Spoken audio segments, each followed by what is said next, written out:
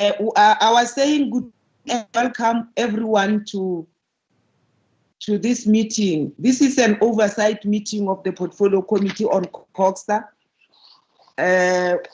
We have invited as well Auditor General's Office and the Office of Treasury, the Provincial Treasury. We are going to be joined Lepelle Nkumpi Municipality. From Lepelle Nkumpi Municipality, we expect the Honorable Mayor.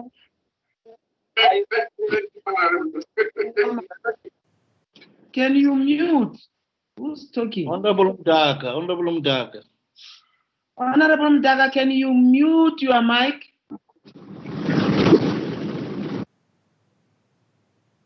Yeah, I was still saying we are expecting the PMT of Lepelle Nkumpi Municipality.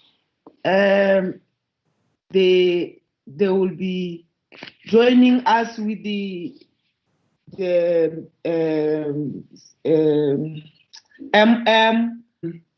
MPEC, the chairperson of finance. Those will be the visitors whom we'll be engaging with today in this meeting. And the purpose of this meeting is to do our oversight work as the Portfolio Committee.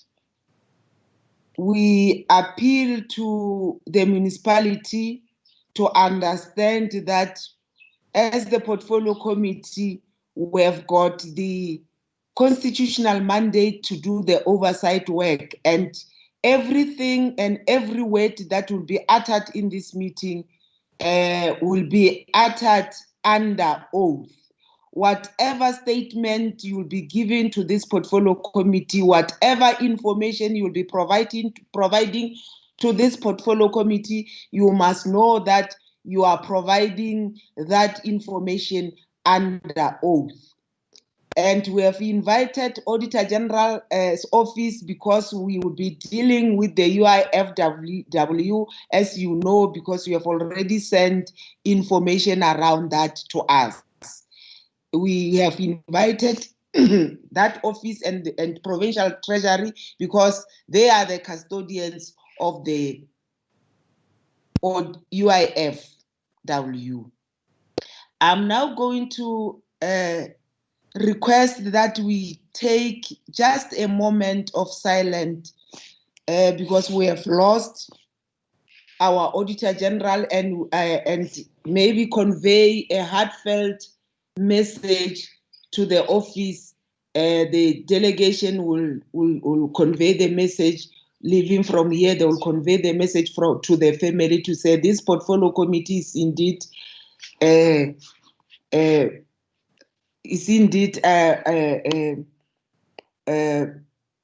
feeling very, very, very sorry for the loss of the person who has been working with us, who has been working very hard to make sure that we, as the departments and the municipalities, we get the clean governance. And we say from here, convey our message of condolence to the family and the beloved ones. And again, you as well, because you have been working closely with him, and I can feel that you feel, I can feel the space that you feel as the office and as the institution. Can we just have a moment, honorable members, of silence?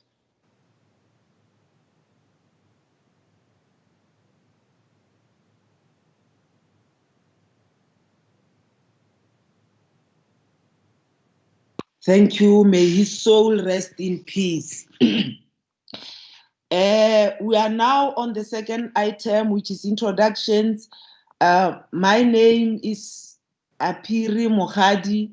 I'm the chairperson of the Portfolio Committee on CoGHSTA, and I'm with honorable members as and when I'll be calling them, they will unmute their cameras so that you see their presence and you see them. On the screen, I see Honorable Butani. Honorable Butani. Thanks, Honorable Chair. My name is Josie Butani, member of the committee. Honorable Mahasela. Honorable Chair, my name is Honorable Mahasela, member of the committee. Honorable Matlow.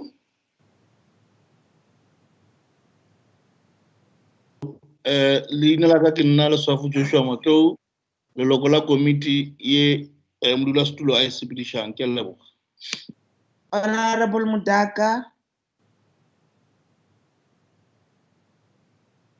Honorable Mudaka. Thank you very much, Palazam Daka, a member of the committee. Thanks, Chair. Thanks. Honorable Muchadi. Thank you very much, Honorable Chair. Let me greet everybody in the meeting. I am Monica Mochadi, the member of the Portfolio Committee of CoGHSTA. Thank you. Honorable Munyamani.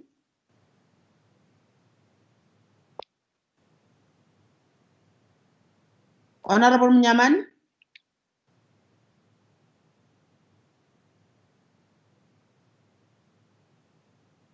Honorable Munyamani.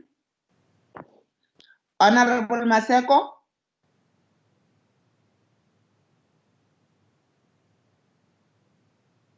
I see they are in a meeting. Maybe they can't hear me. Honorable Maseko.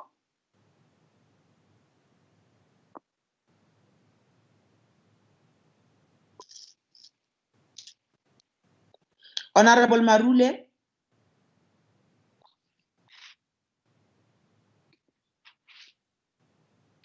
They are not yet in. On the screen, it shows me that they are in. Okay. Can we request Treasury, the delegates from the Provincial Treasury, if they are already in the meeting? Honorable Mato, I see your hand. Honorable Chair, can we request our officials to speak to them? I can see Honorable Marule has accepted, but he might be in the first entrance of the meeting where we're still doing our own internal things, so that we can come to the next to this meeting. Mr. Makota, can you deal with that? I see even Honorable Mani shows me here that she's in the meeting, but she doesn't hear us. Can you deal with that?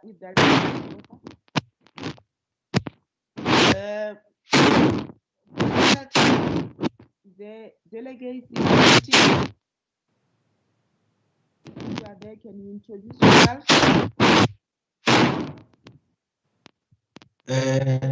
Honorable Chair and honorable members, good morning.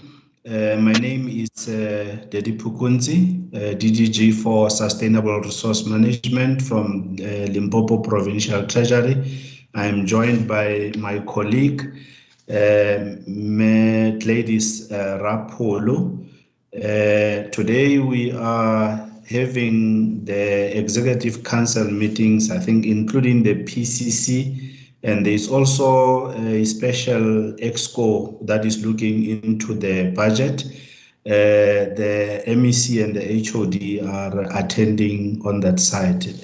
Chair, I just wanted to give that apology. Thank you very much, Honorable Chairperson. Thanks very much, and you are most welcome. The Office of the Auditor General. Good morning, Chairperson and members, colleagues. My name is Karin Grevere from the AG's office. Today I have with me Mr. Charles Maluleki, who was the manager responsible for Lepelle, and we will be joined shortly also by Mrs. Molatelo Mahongwa, who was the senior manager responsible for the audit. Thank you. Thanks very much. Welcome.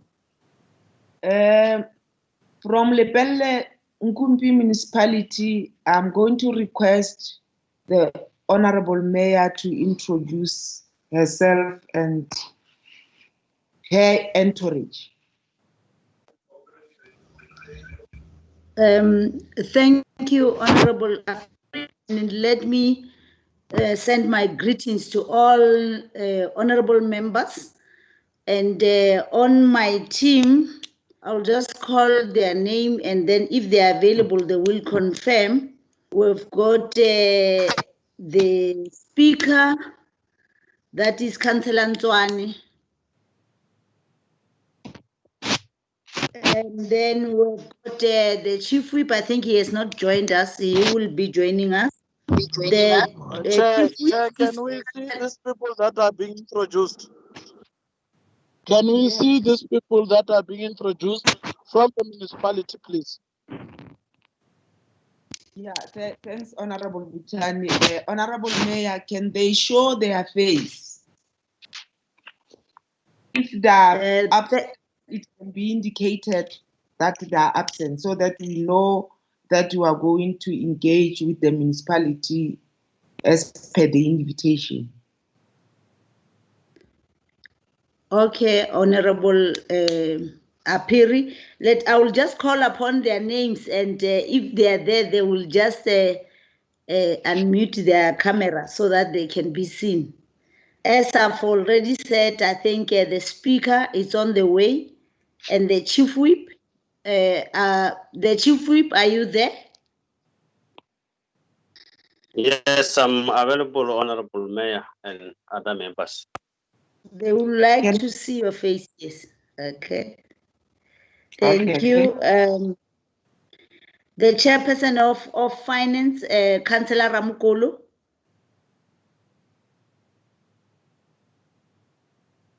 She's not here.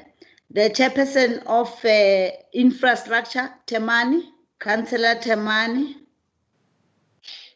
Oh, ke ona Majoro. Show your face. Oh.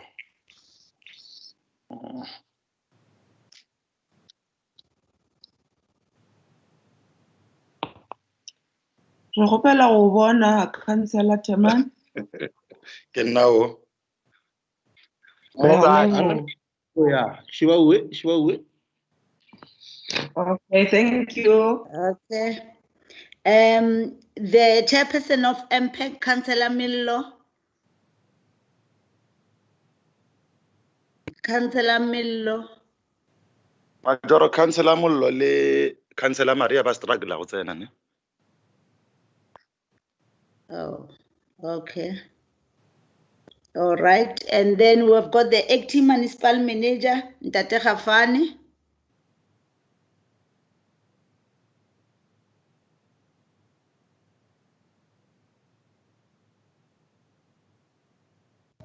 Thanks, Mayor. I'm in attendance. Thank you. Can you show your face? Okay. Yeah. Thank you. We've got the acting CFO, Miss Mama Semola. Nancy, can you show your face?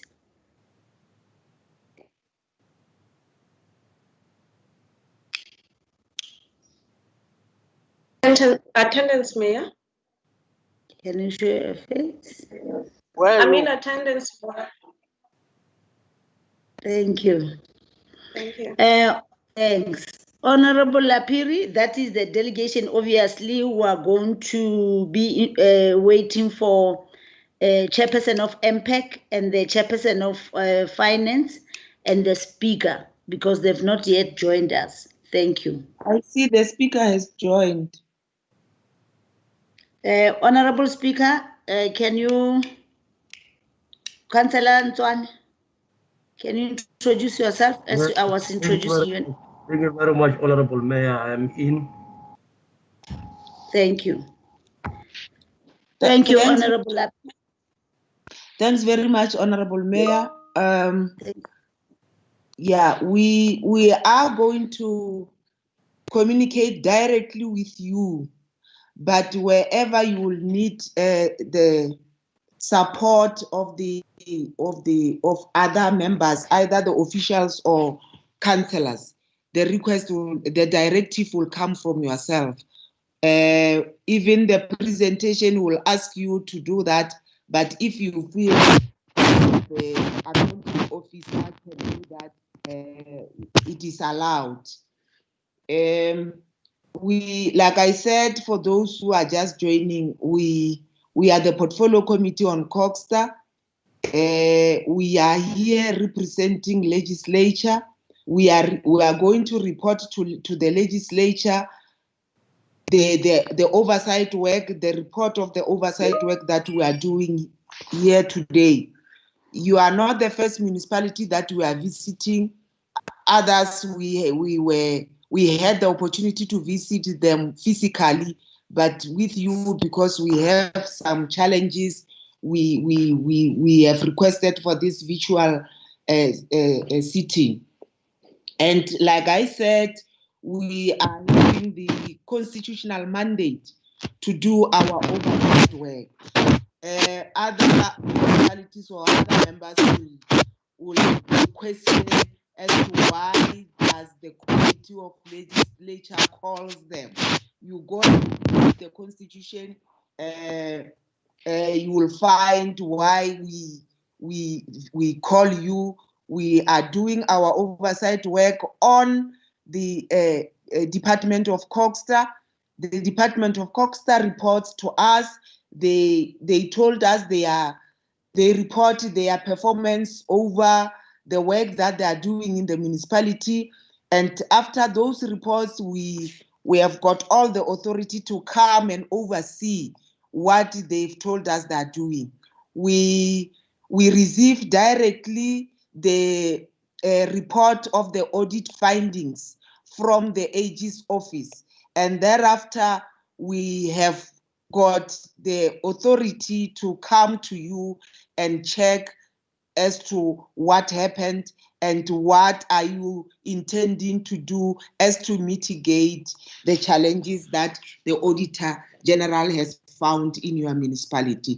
Though that is the reason why we have called you here today, and we request that you be honest in your presentation of issues that you come across, so that we are able to support and help you to get a clean governance in that municipality. That is the main purpose. That is the main issue that makes us feel that we need to meet these municipalities, because we need the clean governance in the province, particularly in our municipalities, because the underperformance that we see out of the reports that we get from Auditor General is not pleasing. As a result, we are coming to you to advise and to support, so that together we get to where we want this province to go.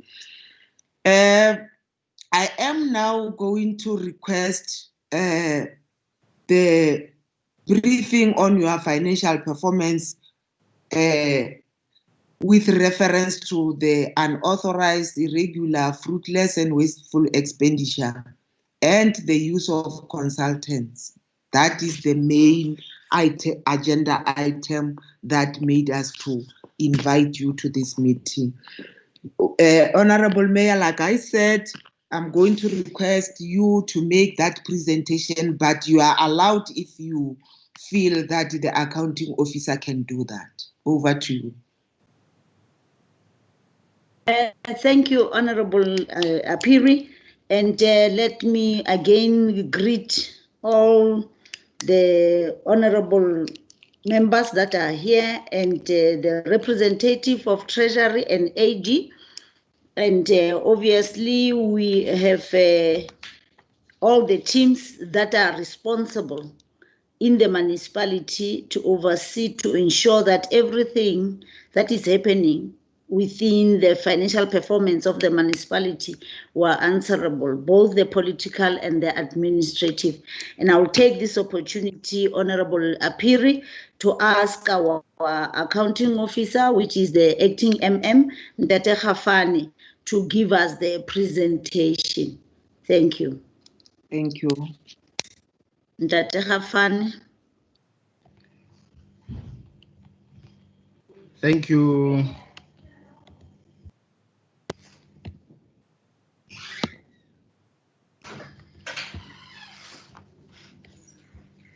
Thank you, Honorable Mayor and members of the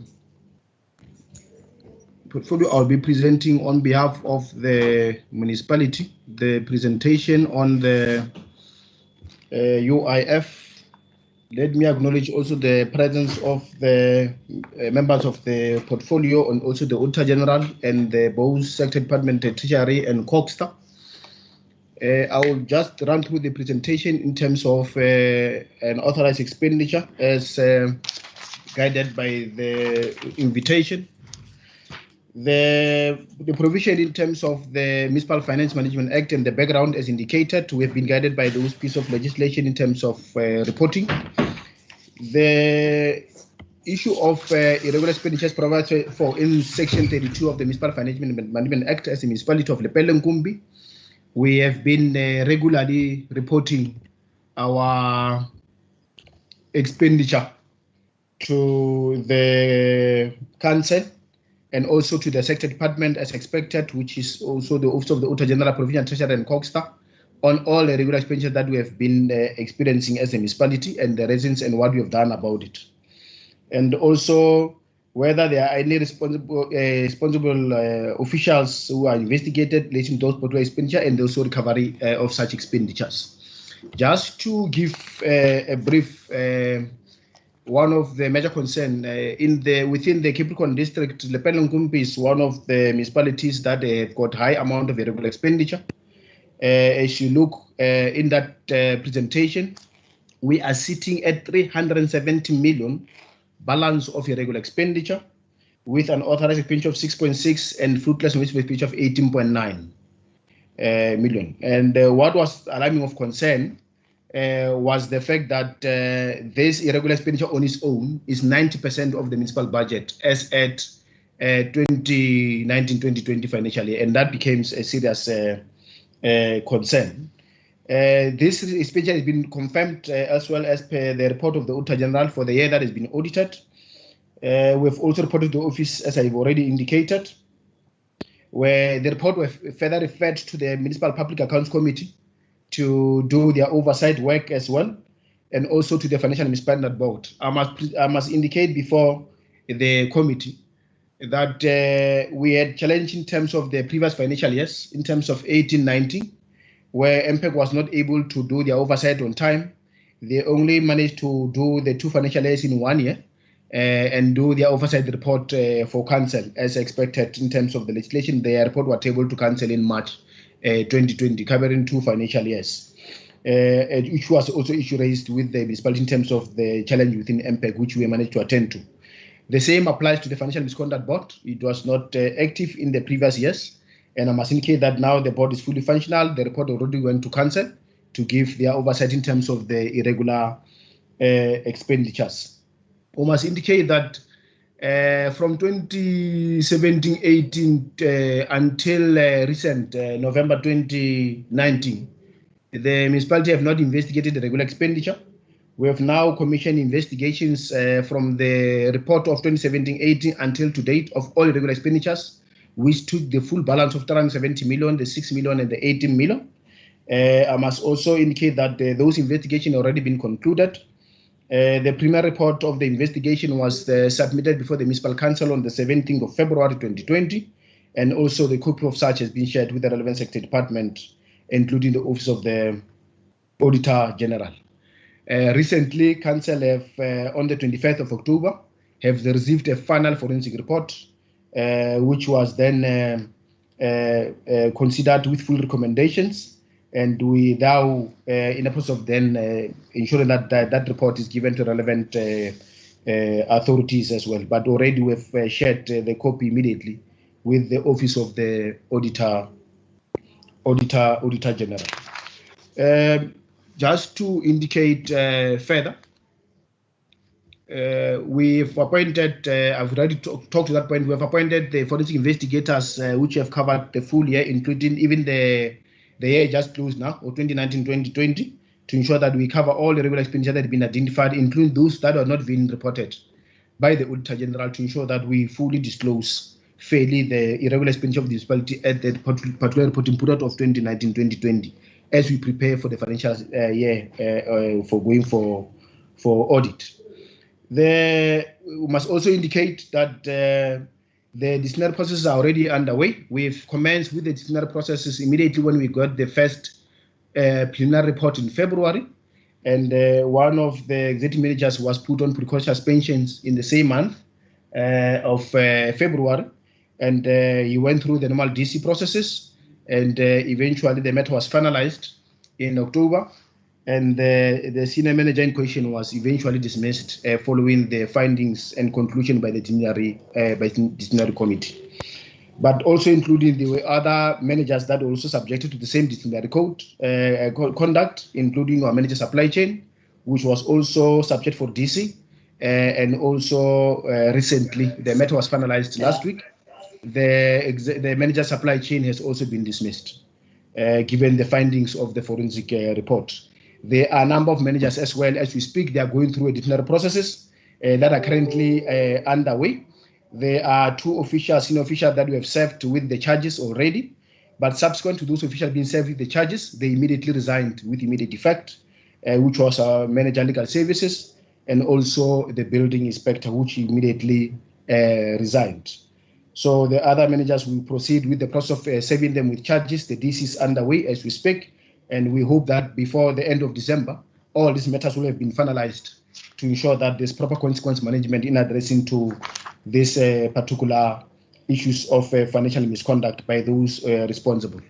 We continue at the same time to ensure that we recover what is due to council in terms of recoverability of the overpayment. We've already registered the matter with the South African Police Services on commercial crime. We have got a case that has been opened on the 9th of November. We've got confirmation of the case number that's been opened for commercial crime as per the forensic report and recommendations as per the resolution of council dated the 21st of October, 2020. We are now engaging with the commercial crime and the works to ensure that there's a full accountability for the mishap that happened to 2017 until to date. In terms of further, is that committee must further note that on the same date of the 22nd of October, council have also considered the suspension of one executive manager as well, who currently been suspended following the allegations of irregular expenditure to the tune of 17 million. The investigation are underway. They will be concluded next week, and council will be called in terms of the regulations to consider the report against the executive manager and whether the disciplinary actions is necessary following the findings of the forensic team.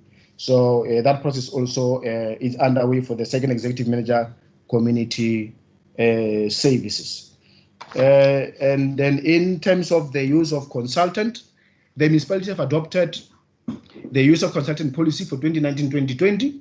And in terms of section 35 of the municipal subsidy management regulations, we on a year-to-year basis, we allow executive managers to give brief as to whether they still need those particular services and justify why we should keep those services to ensure that we don't necessarily outsource services that could be performed by management within the municipality. I must indicate that majority of these services are services that only were appointed in 2018. They are coming to an end, most of them in the next financial year. Others are coming to an end by end of next month, which is December 2020. But I'll go to details in terms of addressing those issues. The municipalities have also planned a phase-out approach of phasing out of consultants. I will go to specific areas where we have appointed consultants and how we are phasing them out. I will indicate such when I go to that slide. And also each department have given the needs and assessment based on a year-to-year basis as well. We need those specific consultant and also the budget as well. We have also revised our performance, the safety level agreement to provide for opportunity for the municipality to terminate the contract before the end of the 3 years, given the budgetary and financial affordability of the municipality at that particular point in time, so that we are not committed to contracts that are not affordable within the municipality. These are the contracts or consultants that are used within the municipality. The first one is under Budget and Treasury Office. We are using the company of Business Connections. These are the company assisting us for the rollout implementation of the municipal M-Square system, which is the solar system, which they are training our team. Is currently on the implementation phase, was for a period of 3 years in terms of rolling out the M-Square within the municipality. The second one is the payday. This is the payday system for payroll administration of the municipality. We are in the phase out of the consultant on the payday as part of the interface into the M-Square system Solar. Once the Solar has been fully active, we'll then transfer the payroll into M-Square and we'll phase out the payday. And that process is underway. We're hopeful, but in the 2021 next financial year, that system will be phased out. We don't need that standalone system of payday. The third one, my apology, is the audit and risk management solutions. They're assisting us in terms of asset management and unbundling of infrastructure asset. This contract that we found in office, this is one that we're phasing out, is due to end in 2021. What we are doing now, we've trained officials within the finance department, particularly asset management, to do asset management register. The only challenge that we lack capacity is the issue of unbundling of infrastructure assets. We agree that in future, when we appoint a consultant, it will only be for unbundling of infrastructure assets. But the compilation of asset register, it will be done internally through the asset manager and his team as part of the agreement. This is a argument that we are facing out as we found in office, Honorable Chair and members of the committee. The fourth one is still within the Budget and Treasury Office. As you note, as we speak today, the municipality have not yet appointed a Chief Financial Officer. The current Mama Samla is acting as a CFO. She's the manager expenditure. This is only a once-off appointment for compilation of financial statements and a technical support on a GRAB compliance financial statements, and also support the office of the CFO pending the appointment of the CFO. I must also take this opportunity how we're facing out that consultants. In the next financial year, we're not going to budget for compilation of financial statement. The council have recently taken a decision that we will then we have appointed a competent CFO who starting on the 1st of December. The council was on the 2nd of November, if I'm not mistaken. I'm correct, yes, 2nd of November. The CFO has been appointed, is a qualified chartered accountant, will be commencing on the 1st of January, taking us through the end of the current year audit and also preparing us for the next financial year. We're confident that given the skill that we have, there's no need to outsource the services anymore. The CFO will be capable to prepare the financial statement internally going forward. It's no longer going to be outsourced anymore. The next one is the one of development of revenue enhancement strategy. This contract has been existing since 2018. We are facing this consultant out. The strategy has been developed, and now the only role that municipality must now play is only for the review down on our own as a municipality. We don't need a consultant to do that. We have established committees to assist us in ensure that we review this particular strategy from now onwards since we have the strategy. So that will be phased out. It's no longer need. It's ending in 2021. The other one is the last one on the slide is the panel of attorneys. The municipalities got a panel of consultants assisting us on matters, on litigations, on also appearance in the various courts. We must also indicate that this contract are coming to an end also in February 2021, which is the next 3 months. The only provision that we will continue to use that is when in terms of court appearance matters, but also we also fast track the processes of appointing a legal manager, as I've already indicated, that the legal manager was implicated in the irregularities and tender irregularities following the forensic report, and the manager since resigned. We are in the process of recruiting the manager legal services to take over to ensure that we do this kind of legal matters internally. But generally, in terms of contract management, this has been done internally. What we are sourcing is when we appear before the courts, we then use that panel to assist us to deal with those particular issues. The other issues is issue of the VAT reconciliation. In terms of consultant, we had a consultant in terms of Metforth assist that on VAT reconciliations. We also in the process of filling up a position within the finance department to assist us to do the VAT reconciliations, and also to position the issue of the VAT within the finance department in terms of how we're going to run the issue of VAT. The intention is to phase out this process once the team has been fully appointed by the municipality, and we can do the reconciliation on our own. So we intend to phase out that on a year-to-year arrangement basis. The other one is the issue of the management of the landfill site. The challenge that we have is the capacity within the human resource and also equipment in terms of the management of the municipal landfill site. The municipality already budgeted equipment for the procurement of plants for the landfill site and also positions within the structure. Once this has been finalized, we will then automatically phase out the use of consultant for the management of the landfill site. So the budget has been approved by council. We are in a procurement phase in terms of the particular plans and also for the recruitment of the team within the community services to ensure that we run the landfill site as a municipality on our own. The other one is the management of the traffic fines is a special system that we use within the municipality to ensure that all outstanding fines that have been due to Lepelle Nkumpi are collected, are followed up, and also we do regular monitoring on a week-to-week basis to collect the revenue of the municipalities, performance-based, and since that we have been able to collect revenue within that service, we are all pushing to phase it out once we have a full traffic department fully functional.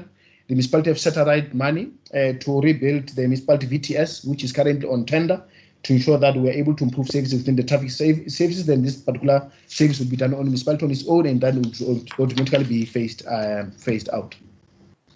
The other one was the compilation of the municipal valuation roll, is our source services. It's a special services. Municipality doesn't have capacity as we speak internally to deal with the compilation of the valuation roll. We're using that expected services, and we do that on a 3-year basis where they do valuation roll and also supplementary valuation roll. There's also land surveying where the municipalities for the package of land, before you dispose that land, you need to do land surveying. We're using surveyors as well. They are paid on rate basis as and when the municipality want to expose land to ensure that there's proper surveying with that particular property before it get exposed. The municipality is in the process of disposing land, and we need to that service to ensure that it's properly surveyed before we expose that particular land. The municipality doesn't have capacity internally to run that services of having a land surveyor within the municipality. The issue of technical services, the municipalities appointed a panel of consultants. They are sitting a number of 21 of those consultants. The plan of that process that we need to reduce the number of consultants. 21 is too much number of consultants to at least less than 10. And most of the issues that we have done recently is to ensure that the municipal team, the municipal technicians, are able to deal with the easier project, do project management of those particular projects, and also consultant work as part of the municipal day-to-day responsibilities, rather than outsourcing it. But we only outsource on technical or complex projects as such. So those are the only ones that will then be outsourced. These ones are coming to an end of December. We'll only be looking in terms of the specialized areas where we are not having capacity within the municipality to deal with those particular issues. The areas are in 3 categories. On the road and stormwater, electrification projects, and your building and construction projects. Those are the only 3 areas that municipality is want to invest in terms of outsourcing on areas where the municipality may not have capacity. Currently, we have advertised positions of technicians within the technical department. We are filling those particular positions, and once they are done, we should not have any challenge in terms of outsourcing a simple project that could be done internally, including your design and monitoring of the development of municipal halls and those kind of facilities. Honorable Chair and the members of the committee, that is the presentation. I thank you.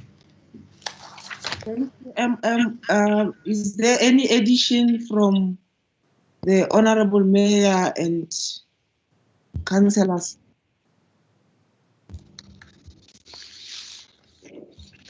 Thank you, Honorable Apiri. I think that is a presentation, and obviously, I'm not sure whether my colleagues are having any addition, but it's a reflection of what is happening and what we have agreed on. Thank you. Thank you. Honorable members, can we engage on the report? Thanks, Chair. Raise my hand. Chair. Honorable Matlo, Honorable Butani.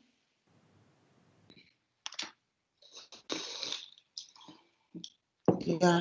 Honorable Matlo, you can start. Thank you very much, Honorable Chair. And thanks very much to the Honorable Mayor for bringing the team and the acting municipal manager. I'm very much grateful that The acting put specifically on issues that are of key importance and speaks directly to the issues that we're dealing with the UIFW in relation to the municipality. But I want to congratulate him for bringing that kind of a report because it's quite detailed and very, very informative. But I want to check firstly, one, that when did the start acting, and if we can get that information, including the CFO.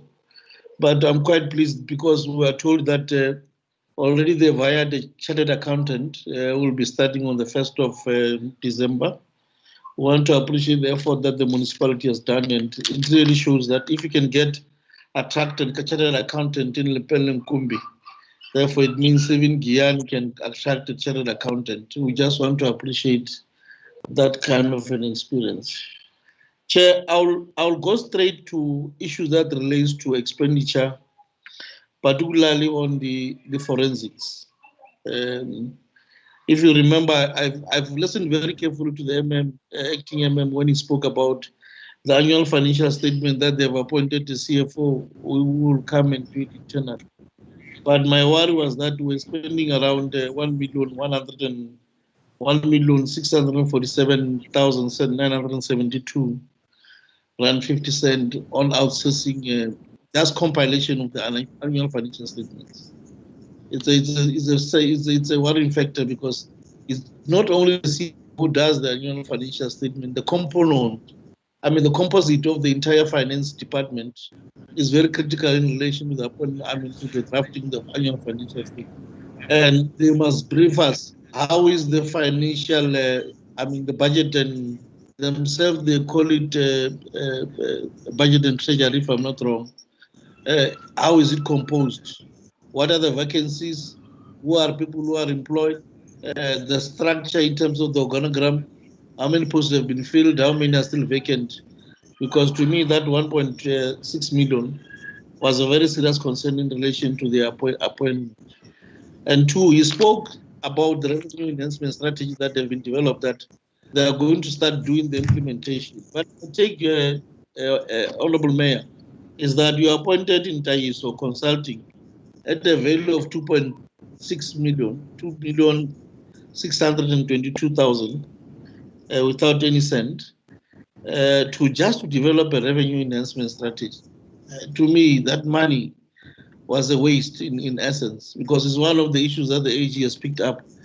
Even if you are showing us that you are cleaning the mess, but we are a committee also that deals with the past. That 2.6 million to me was a full expenditure. A person who was dealing with that section of should have been held accountable the same way as the legal service manager. I'll come to the legal service manager when we proceed. 2, 3, on issues that relates to the landfill side. I'm very pleased that you are telling us that you are going to start buying equipment to deal with the landfill side. Because to me, you are spending around 14,892,250, which is equivalent to something like 4.9, 4.6, 4.7 million on an annual basis on a 3-year contract that you had in terms of maintenance of the landfill side. And my question is, CFO, out of that 4.6 million that we are paying on an annual basis, the revenue base in relation to collection within that vicinity of Lepelle Nkumpi, are we able to raise more than 4 million? Could you give us a breakdown on every month? How much are we raising as a municipality in relation to those services? Because it doesn't speak to value for money. If you spend around 4.7 million on an annual basis, but you can't raise that money when you collect, for revenue, when you collect issues that are taken to the landfill, is an issue for serious concern. For CFO is the issue that relates to usage of consultants. I think also the CFO, they spoke in-depthly about the usage of consultants that they're starting to trim down. I've listened to him very carefully when he spoke about issues that relates to the traffic management. You appointed a company called Mavambo Intelligent Transport Solution. And in terms of your service level agreement, you are at 50-50 in relation to any collection that you do of that particular service.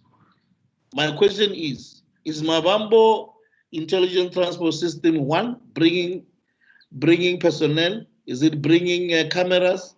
It is bringing all the equipment that are necessary, hence you are 50-50 percentage, or is just a thumbsuck, that 50-50 percentage? And thirdly, that you must tell us who is issuing Section 54 notices in terms of that particular section. Because to me, you might have entered into an illegal agreement if that particular company is the one that is issuing your Section 57, because only Section 54 notices are issued by a qualified traffic officer, a qualified person of the law in relation to that field. And what is it that Mavambo is bringing so that you agree on a 50-50 share? Is quite disturbing.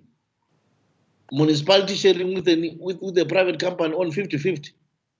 What is the bone of contention in relation to the agreement? What did that company bring? You are called it Mavambo, Intelligent Transport Solution. You're on a 3-year contract with them on 50% on every.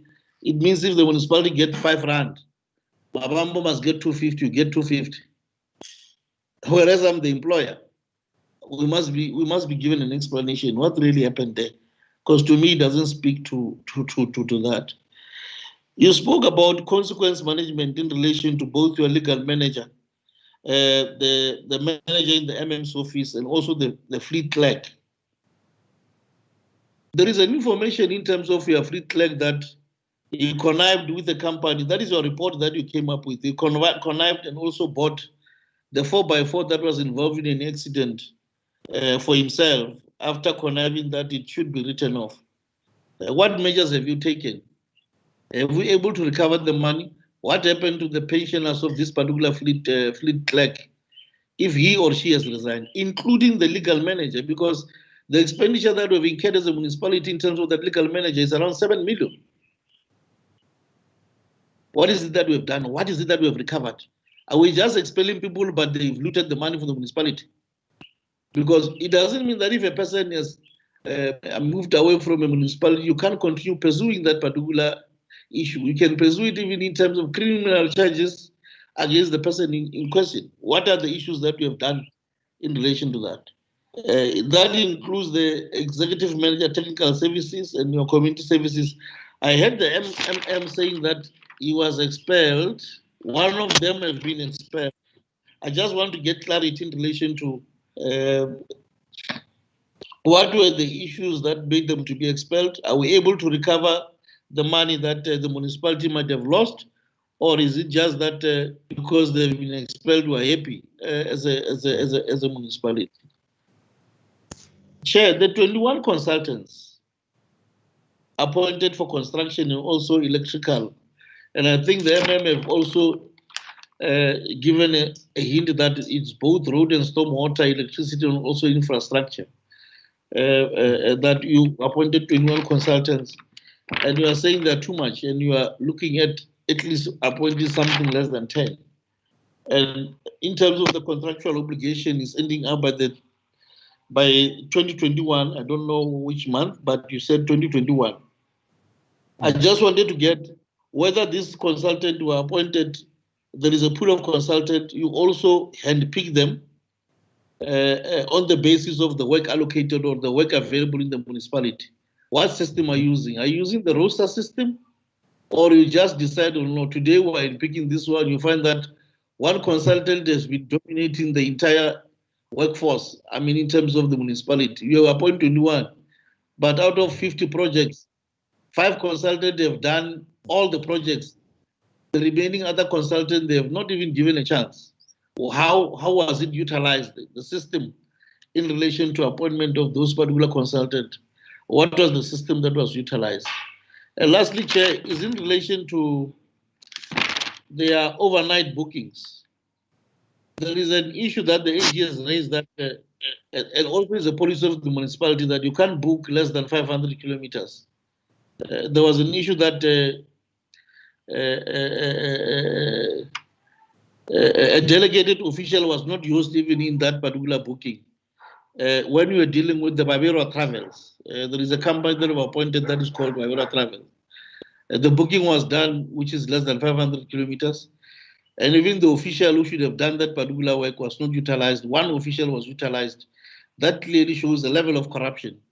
What is it that the municipality has done, and who is this official, and what is it that the municipality has done in relation to dealing with this particular official? On irregular expenditure, you remember a quotation was not, some codes were not given a period of 14 days or more in terms of the law, where you appointed Babilwa, Shambu, and also Kansas. I don't remember the project, but I'll verify. The Rakhwata project, where there is the Papedi Elias and construction, who are told that you appointed that company, but that is a report of the AG, that the BD document was not fully completed. How does it come? If the bid document was not fully completed, but the company is appointed in relation to doing that particular work, we should get an explanation. That includes the electrification of Mokopong, where a contract was extended without following due processes. Could we get an explanation in relation to that? Also, the consulting of the Auba Akwe Consulting, recreational facility at Maijan, and also the high mast at Meds, Muteo, Tijani Village, Ralema, the storm water.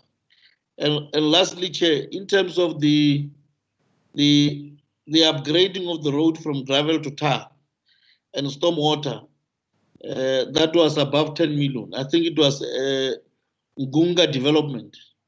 The period of advertising, why the period of advertising was so shortened, it doesn't follow the prescript of the law, and what is it that we have done as consequences to deal with those particular issues.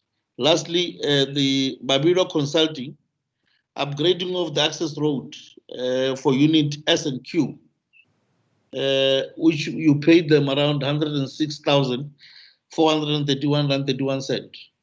The advert period there also was short-circuited. Why is it short-circuited? Because in terms of the law, anything that is above 200,000, but below 10 million in terms of advert, it should at least go to 14 to 21 days. I think the MM will correct us if I didn't quote it correctly. But I believe that the one that is above 10 million at least should have a full cycle of 30 days. If we are clarified on those things, we will come with follow-up questions in relation to the issues that they have been raised. But I'm just happy that the cleanup campaign is visible. But, you know, as a portfolio committee, we're also interested in what happened historically so that we're able to deal with these issues. Even when we come and engage with you next year, we're able to make a follow-up on the issues that we have said you are presently doing as a municipality. Thanks, Honorable Chair. Thanks, Honorable Mako. Honorable Butani. Thanks, Honorable Chair. Greetings to honorable members of the committee, the chairperson, and the mayor and his team. Chair, it will seem like in Lepelle Nkumpi, you commit an irregular act, and then when they approach you, you resign, and then they leave it at that. So to me, that will not be cleaning. It's malicious. It's being malicious. And when you resign, nothing happens. They just fill a report that you have resigned. They don't go and look for our man. And you are.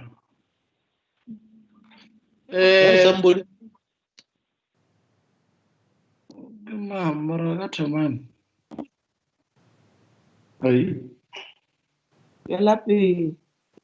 Continue the system, Butani. So when you, so you can't call it cleaning actually, Honorable Matlo. You can't call it cleaning actually, is hiding each other. Because when you clean, those that took the money must be recovered, but they must be followed to the latter. So this is drinking a carrot. So I like their creativity, but it will not work. It won't work. The acts here are very gruesome, are very problematic. Let's go to them. Let's go to them. You appoint a company called Bawelile Constructing Engineers with the amount of 314,978. Now, the request for quotation is not sent out at least 14 days before the closing date. Right? And then you appoint a company called Chabalala Multi Services for maintenance of high mass lights with 135,000. No local content. And then you have given them in the specification. You give them the tender. You go to Madisi, Jan Construction and Project. Can you just hold it there, Honorable Butani? TJS Sibanda from Provincial Treasury, please can you mute your mic because you are disturbing the meeting? Proceed, Honorable Butani. Madisi, Jan Construction and Projects.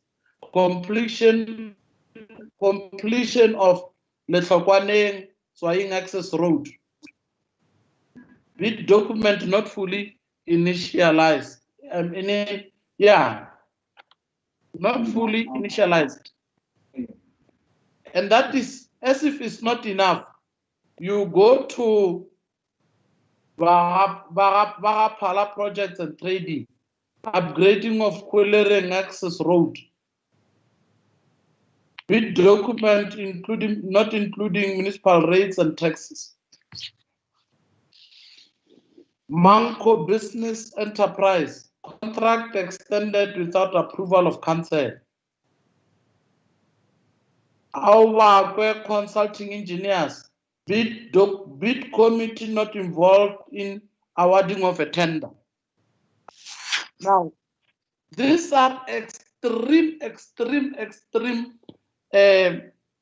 malpractices in administering any tender. What is going to happen to these people? You are going to go to these people if they are still there, and then when we want to attend to them, they are going to resign, and then our money is not going to be recovered. But these people who have, like Barapala, like this one, our consulting engineers, will have had our 1.5 million. How do you give a tender of 1.5 million without involving a bid committee? How do you do that? And then what will then happen? They are going to hide. And that's why I strongly disagree with Honorable Malcolm constructively that it's not cleaning up, it's hiding. How do you have this thing and then you don't have anyone, you don't have case numbers? Because this is fraud. You know what the law says, and then you continue to do this thing. You continue to do this thing. And then we don't have a case number on your head. It cannot be right. It can't be called cleaning that. We want to, and then there is a forensic report, And I think we must get that forensic report, Honorable Chair. And in fact, all the investigation report, I think in the period of 7 days, we must receive those investigative reports and forensic reports. And we must say in the 7 days, we must still meet, even if it means it's in the evening. We must meet Lepelle Nkumpi to brief us properly on this clear act of corruption and fraud. It will appear now they are going to try and respond, but can we get tangible results? I don't know if I'm clear properly. We want them to come. Let's reconvene them. Let's proceed with this hearing. But they must come back again to us and tell us, in terms of this one of Bawelile construction, this is where the case is, and these are the people involved, and this is what is happening to them. In terms of Maditsi Jan construction, these are the people responsible, and then this is what is happening to them currently as we speak. Like that, so that it becomes clear, Babirwa, travel. We understand actually what is it that they're cleaning, because this chess playing is misleading. I can only appreciate their creativity in terms of playing this chess with us. They are very creative. But in all earnest, there is nothing that has happened. There is nothing that has happened. They are not doing anything. The technical manager has resigned. Another person then go and the fit clerk connive with the insurance people. We approach resignation. The only person, community services, precautionary suspension. What will then happen? He or she is going to come back, and you'll be told that there was a saving of a suspension. Suspension is completed. We don't need that. We don't need that. And there is nothing that says when you have resigned, an illegal act cannot be followed. It's unfortunate. It's very much unfortunate, but I must mention it.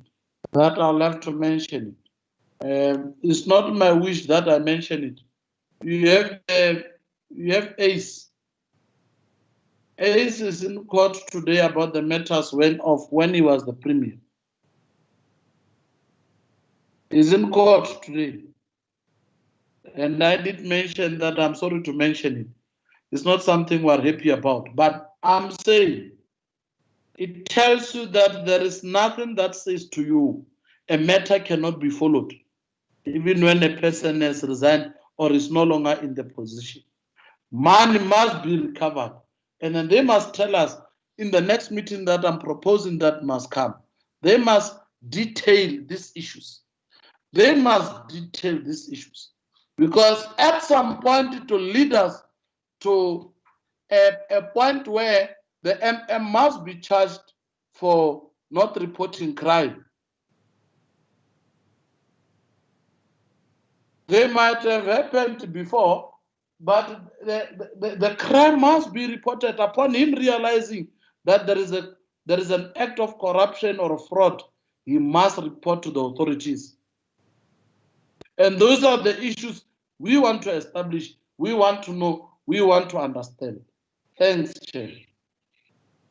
Thanks, Honorable Butani. Any other hand? Honorable members?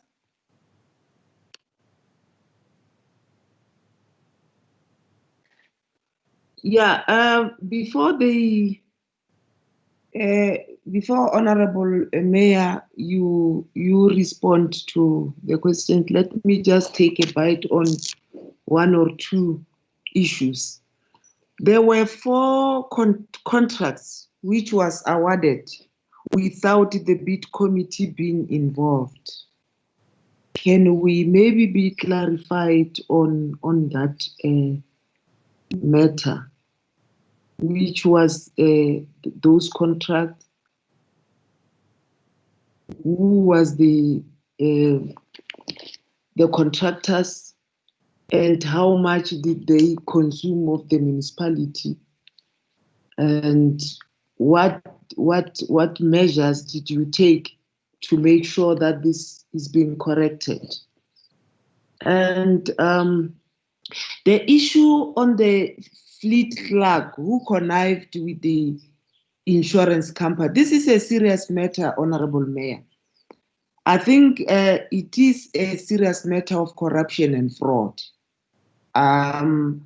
It cannot just be left on the person being charged or the person being expelled. It's a serious matter of fraud and corruption. It must be dealt with in that regard. And I'm going to request Treasury just to advise us on this one. There is a tender of 10 million, which was advertised for 30 days and it was picked up as a audit query. Can we be clarified before they can come in as to the 30 days and the 10 million? How do you identify this as a finding? Maybe the Treasury or AG, can you clarify us the issue on the duration of the advertisement of the tender based on the amount of the tender? Can you clarify us before I see the hand of Honorable Muchadi? Let them clarify us on this one, and then you will come in. Treasury. Thank you. All right. Or AG. No, Honorable Muchadi, we will come in after they clarify us on this one of the 30 days. Thank you very much, Honorable Chair. Thank you. Treasury, how do you understand this? Provincial Treasury.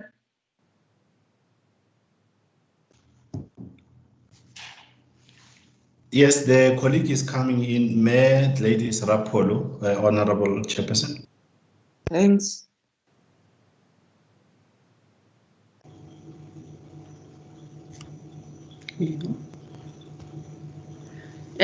Good morning, Honorable Chairperson.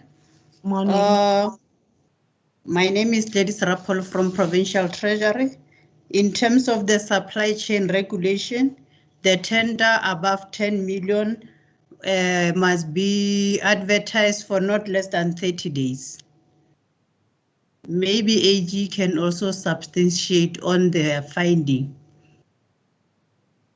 Okay, thanks very much. AG?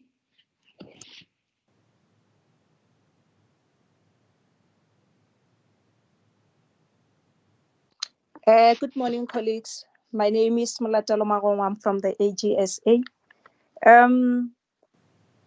I've just been going through the prior year MR. I do not see the finding on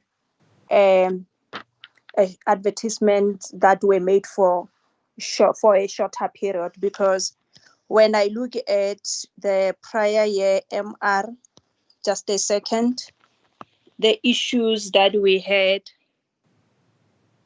regarding procurement. Okay, I'm opening the document. Okay. On the prior year MR, the issues that we had regarding procurement, we have performance of contractors that was not monitored, and instances where contracts were awarded through a competitive bidding process that was not adjudicated by the adjudication committee, and the other one is on bids that were recommended without ratification by the accounting officer. And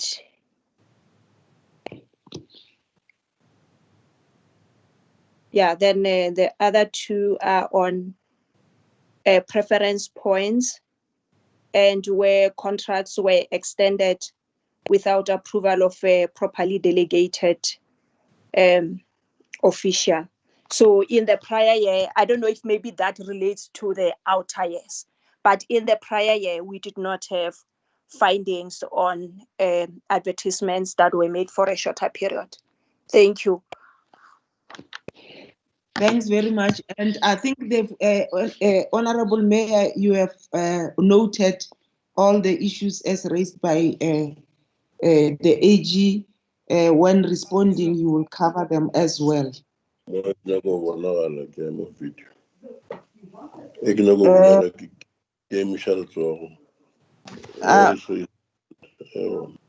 have noted you, Honorable Maseko. You will follow Honorable Muchadi. Honorable Muchadi, the platform is yours. Thank you very much, Honorable Chair. And let me take the opportunity also to greet the staff, our support staff, and also the Honorable Mayor and her entourage from Nkumpi and Bela municipality. Honorable Chair, I'm raising a question of concern of the municipality that they hired somebody to develop a revenue enhancement strategy. What I want to understand is that is there no incumbent in revenue or staff in revenue who could do this enhancement strategy? Because to my understanding is that if you employ a manager in revenue and the staff, they are liable, or one of their responsibility is to assist the municipality in developing a strategy of how are they going to manage their revenue and how are they going to collect their revenue. That's my first question. My second question is, I want to understand, Honorable Mayor, what prevents the municipality to do follow-up in following the people who have resigned or the people who have exited after they are found guilty of wasteful expenditure, who were involved? Because in consequence management, whether somebody has exited or not, need to be followed up. You need to come to be brought to book, to account for what he has or she has done while he's still in that municipality. Because most of these people, you find that they exited your municipality, but you find them working in other departments. So I want to know what prevents the municipality to do follow-up and to bring these people to book. The third question, I need clarity on the legal service, because in the Auditor General's finding is that the legal services, they have extended the contract of service provider without the council resolution. What informed the legal services of the municipality to take this kind of an action without the council resolution, which allows them to extend the contract, which has incurred the expenditure of 7,046,312 rand 8 cents. Thank you.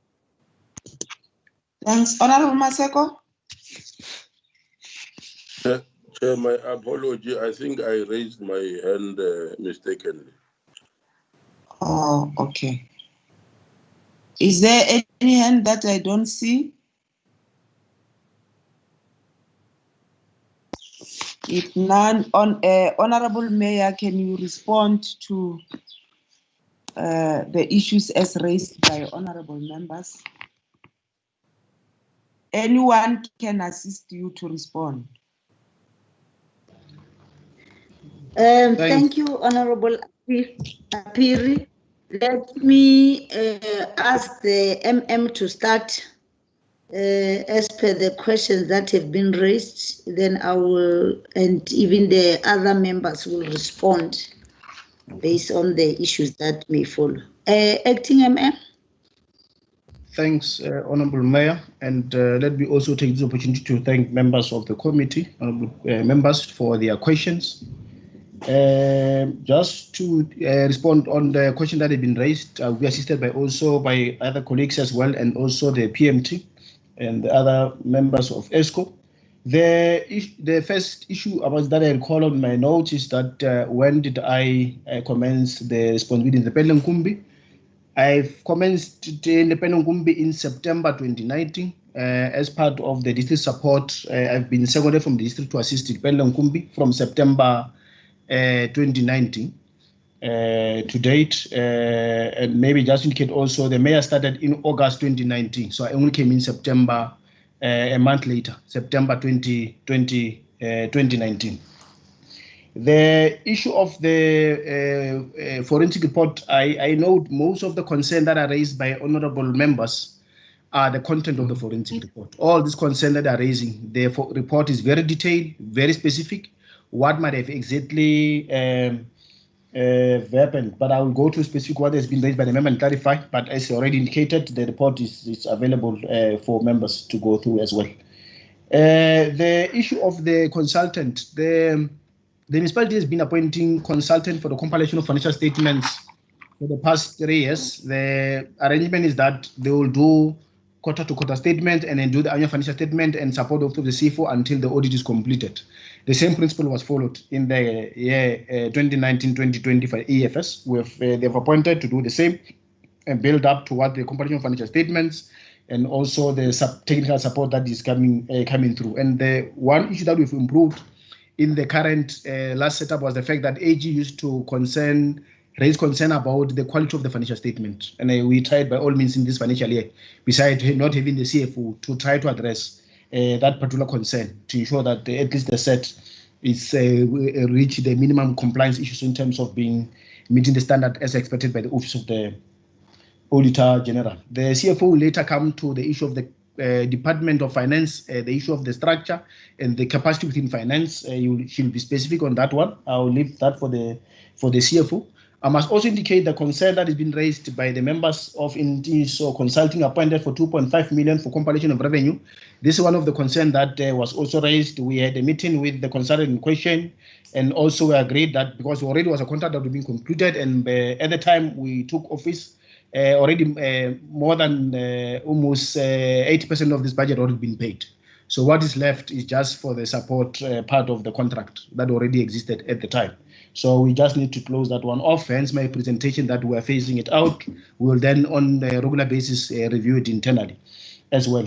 The principle of issue of the landfill side, the revenue part, the CFO will touch on that in terms of what is revenue based, but the intention, there is a intention to expand refuse collection in rural areas and have a flat rate that has been imposed.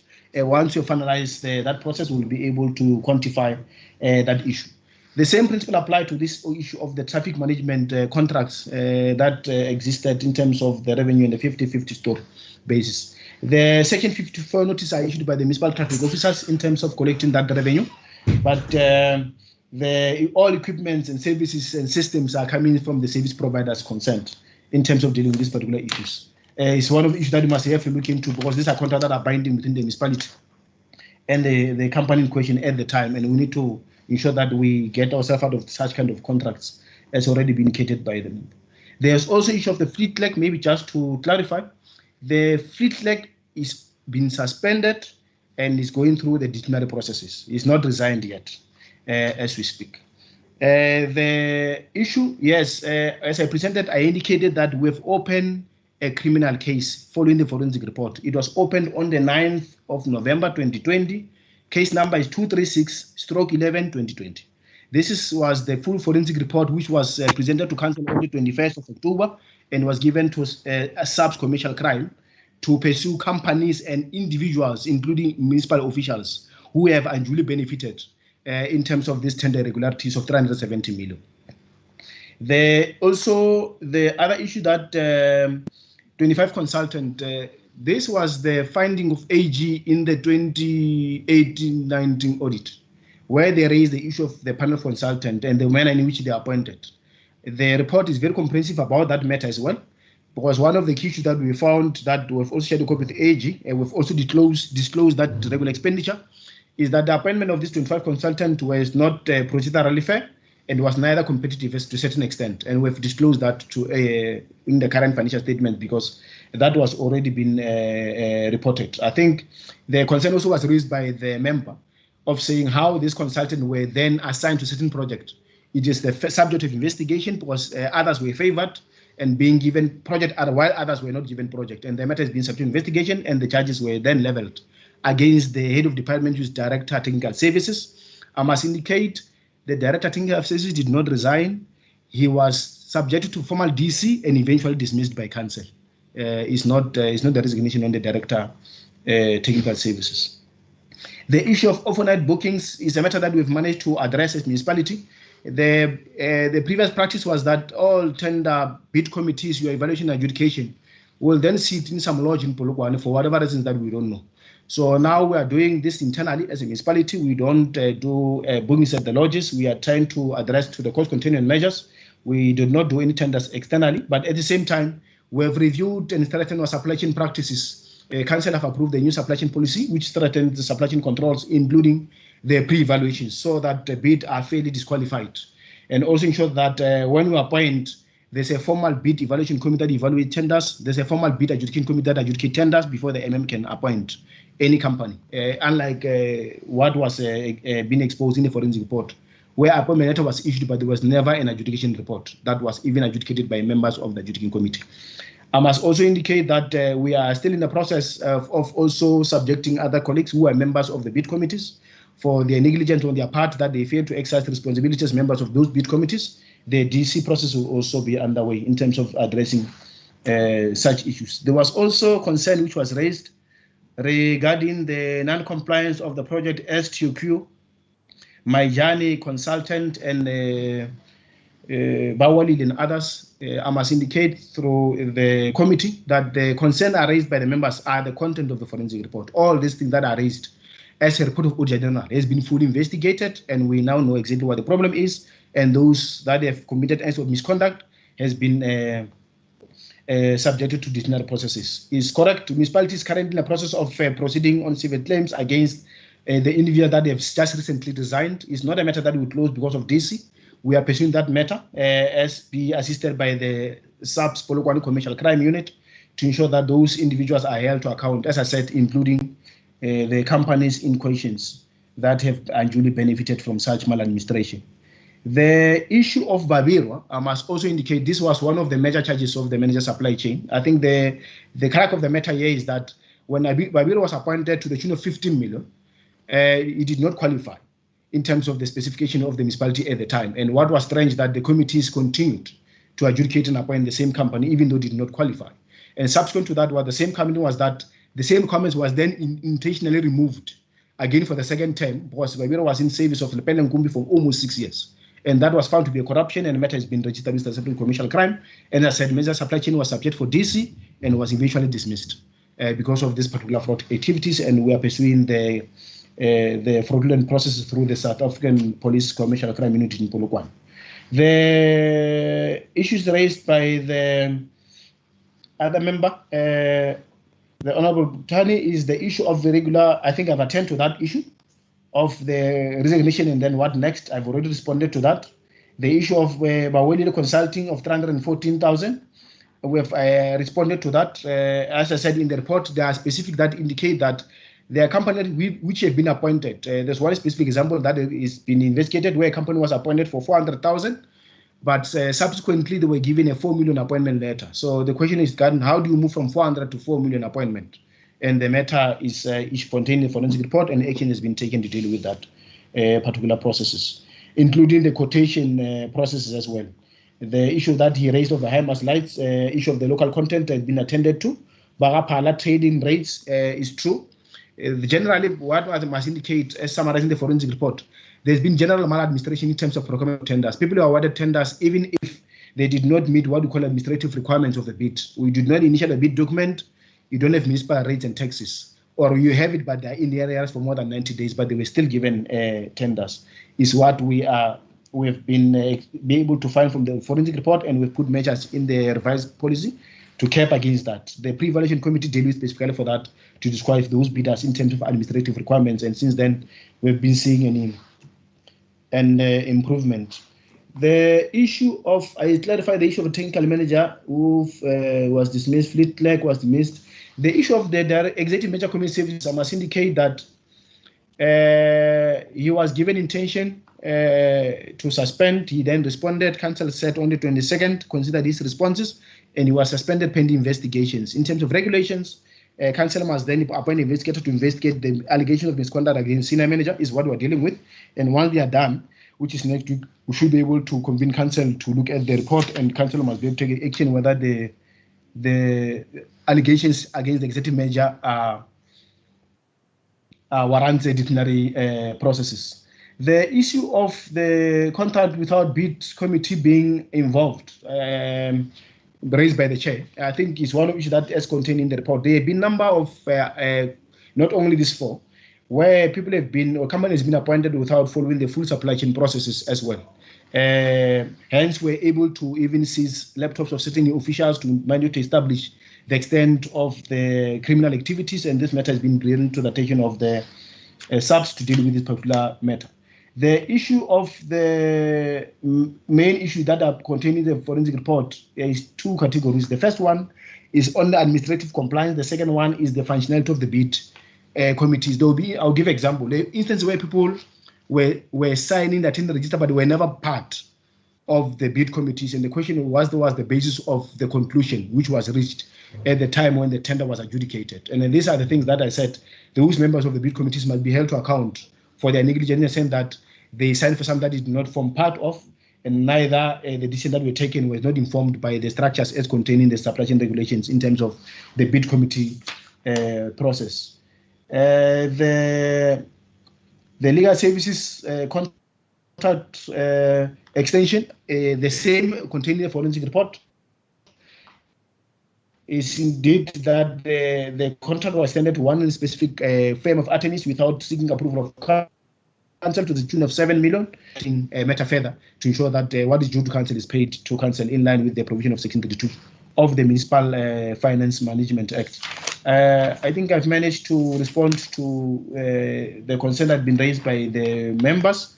I will then request the CFO to just come in terms of the capacity of the finance department that I was not able to respond to. But I must indicate that the report is available. We'll then be able to make that report available to the committee. Thank you, Chair, and members of the committee. Thank you, Acting CFO.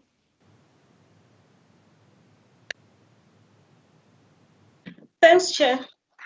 With regard to composition of the Budget and Treasury Office, we have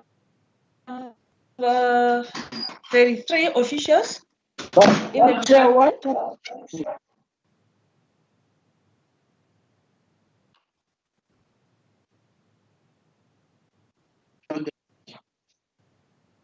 Why can't we see these people when they report?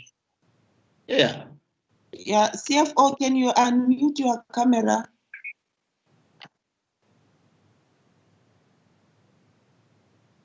Okay, Chair. Thanks, Chair. In the Budget and Treasury Office, we have 33 officials on the structure. Out of the 33, we have 5 components, which is revenue, expenditure, supply chain management, budget and reporting, and assets. So out of the 33, we've got a CFO, which is recently appointed, which was vacant since June 2018. Then we have 5 managers for each component, 10 accountants, 11 clerks, 2 cashiers, 2 senior cashiers, 1 senior billing clerk, and a secretary to the CFO. That's the component. At the moment, 6 positions, because now the position of a CFO is being filled, are vacant. Thanks, Chair. Thanks, CFO. Any addition before the MM can come?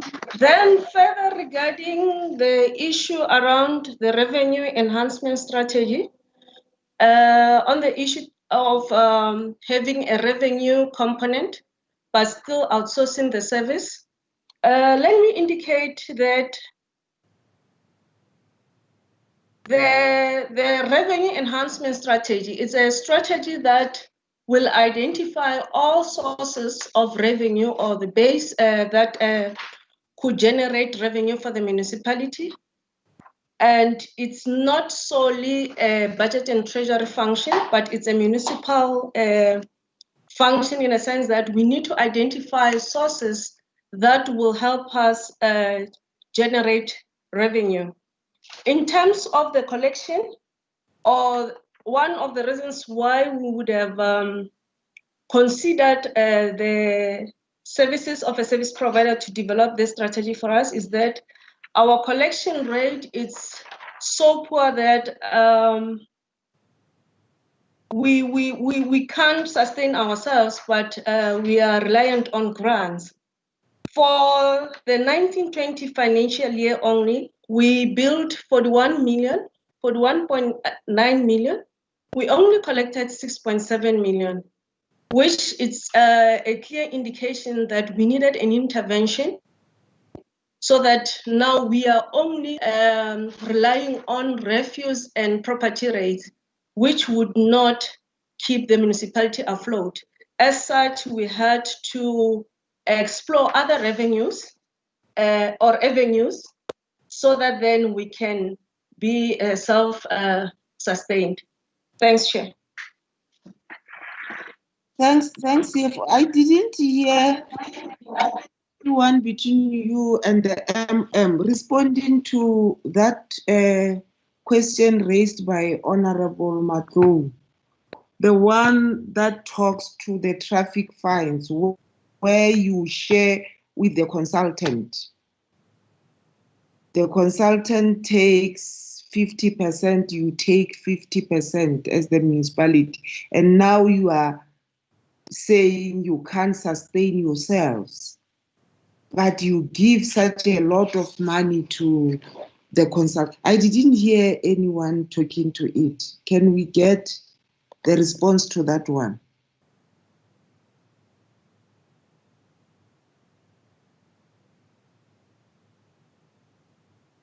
Thanks, Chair. Thanks, Chair.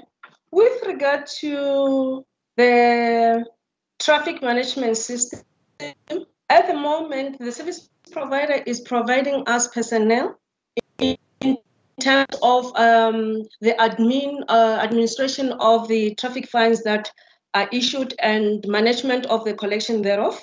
And they are also providing equipment, the cameras and even the detectors when a vehicle passes and it's got fines, we are providing those machines to pick so that then we can on the spot collect. And as it has been indicated, we are transferring skill to our officials so that then at the end of our contract term with them, we can then take over the service. Thanks. Okay, thanks, CFO. Is there any other councillor or official of the municipality who wants to talk to certain issues before the Honorable Mayor comes in? If there is anyone, you are allowed to speak. I don't see any hand here.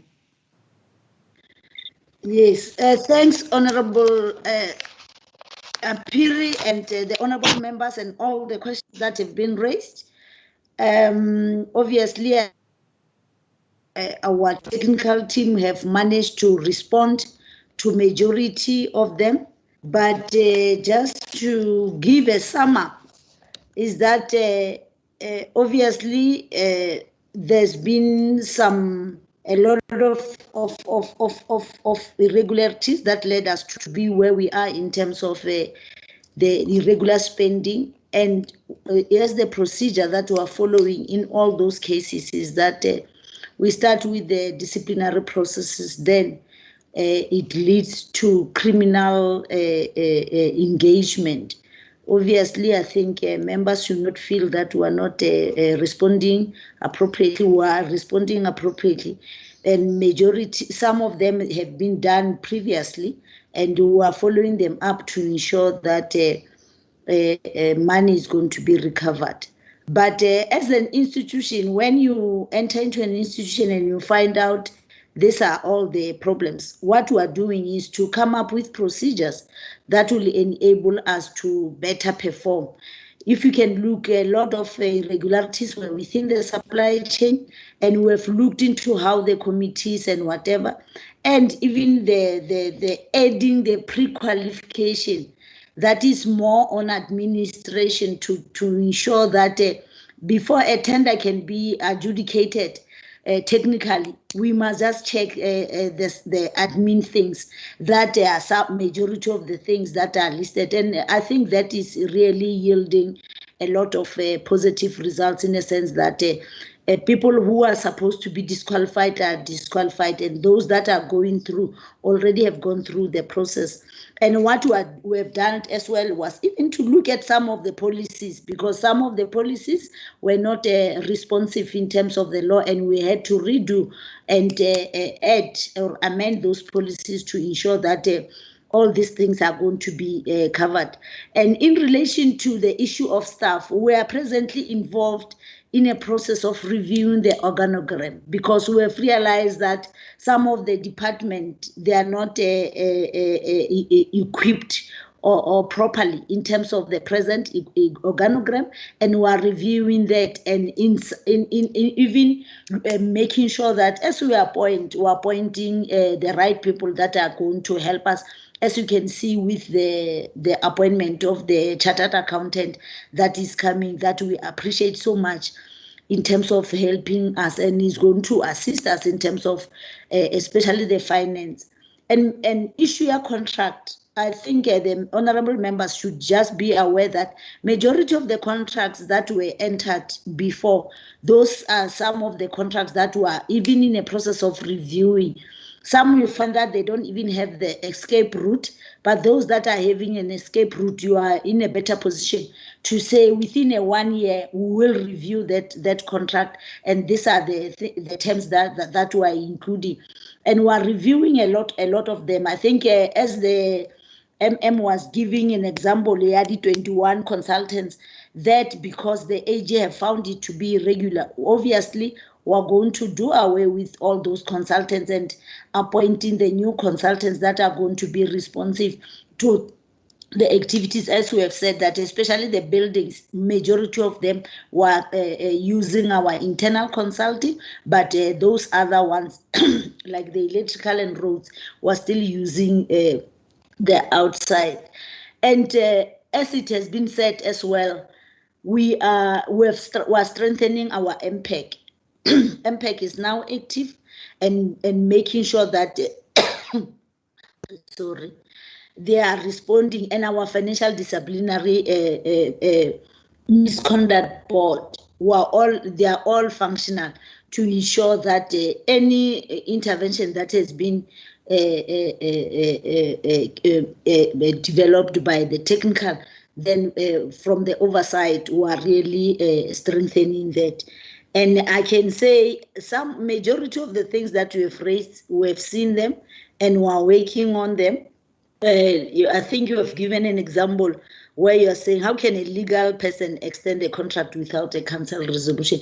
Those are majority of the things, but I think that has been the culture as well, as we are dealing with that culture, because people should start, so that people should start realizing they can't do anything that is not authorized by the council. The council is always the authority in terms of the budget. And majority of the cases is about that, whereby there was no authorization from the council, then the decision has been taken, and majority of the disciplinary cases are just focusing on that. Honorable Chair, I think I cannot choose any in particular. It's just all of that has been but the honorable councillor mentioned that we must come back in 7 days with a clear report that will specify each and every item and say this is where we have done. And I think obviously we would love to do that, because that will give you a very clear picture of where are we going and what kind of challenges what. But we are just emphasizing to the committee that we're dealing with almost everything, and we don't think there's anything that is going to slip through our fingers with this intervention that we are working on. Thank you, Honorable Chair.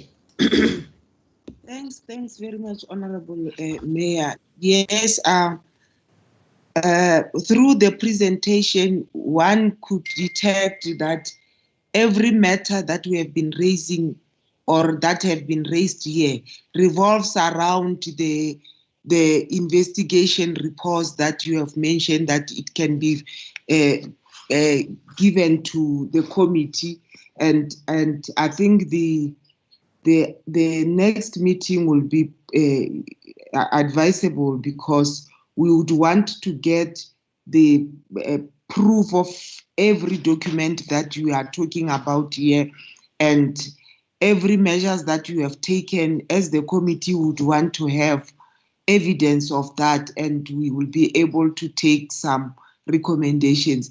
Let me check, honorable members, if you still have the follow-up questions or questions that was left out without being responded to. Honorable Matlo? Honorable Matlo? Thank you very much, and I really appreciate the responses that we got.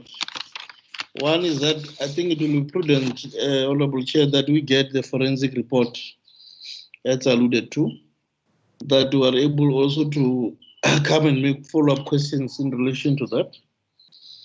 But two is that I asked a question in relation to how much have we been collecting on an annual basis for the 3 consecutive years. I think the CFO only gave the narrative of the present collection of around a billing of 41 million, but a collection of 6.7 million, which is roughly around 12.3% of the total billing, which to me is not pleasing. And I think the Honorable Mayor, from experience of administrative experience that he has, I think it's something that is highly unacceptable, that we are able to bill at that level. Already we have got a comprehensive revenue enhancement strategy that it has got some recommendations that we should implement, but we are unable even to reach 50% of our billing. We are sitting at around 12.3%, which to me is a worrying factor.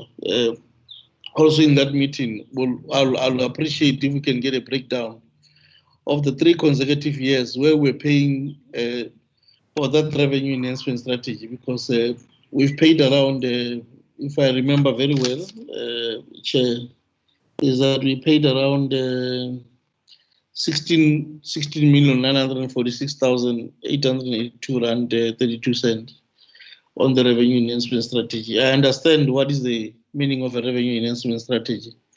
That is a key document for council, but key and fundamental to it is that treasury should be, budgetary and treasury should be a leading component in relation to the establishment of that particular strategy. That shouldn't be a hiding factor. Even if you have got it from a service provider, you are still going to make an analytical analysis in terms of critiquing that particular enhancement strategy, whether it's not a cut and paste from other institutions, because you should have an enhancement strategy that speaks to your own institution and the situation that you find yourself within that institution. We are fond of cut and paste and plagiarism in relation to enhancement strategies that are there. On Mavambo, Chair, I think I'll differ with the municipality vehemently. You can't go to an agreement of 50-50. To me, it doesn't speak sense.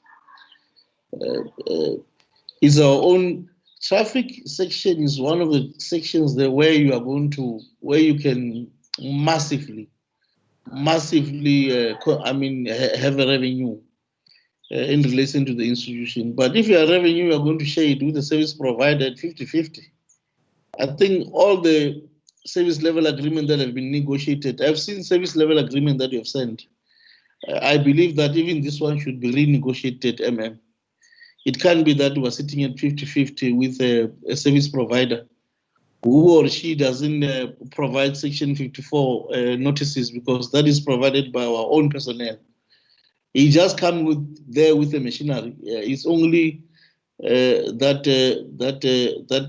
sort of a mobile unit that tells you that this number plate has got tickets, you stop that number plate, you pay on spot, or this person didn't renew his licenses. I think those are the issues that I believe that that 50-50 to me, well, the municipality has been sacked there, and the agreement was entered in a wrong way. It can't be. Municipality should have the major share in relation to that, because most of the work is done by the municipality. The paperwork is done by the municipality. The release of traffic fines to traffic offenders released by the municipalities, including your municipal bylaws, must speak in relation to how are you best following up those particular tickets. Traffic offenders in relation to that. It's not the company that will follow up. It's municipal officials. And it is at our expense, because you must issue a car, you must issue summons. If it means you must subpoena people, it is a process that is done by the municipality. Therefore, that 50-50 check, to me, much leave to be desired. And I don't know when is the contract expiring, because if it expires, I don't think the municipality must go back into that kind of an agreement. It's really sucking the municipality, and it's not something that can be acceptable in that particular manner. I spoke about the manager in the MM's office, and I didn't get a response to that. We only got from legal and the fleet clerk, whom were told that still on the disciplinary processes. But I think also that we should be able to recoup our money, even if it's at those particular disciplinary processes. We are happy, we are told that MPEG is now becoming functional, because in terms of the report, there was an 18-19 report where MPEG didn't do the oversight. And what the MM said, that they did the oversight for 2 financial years and they reported on March 2020.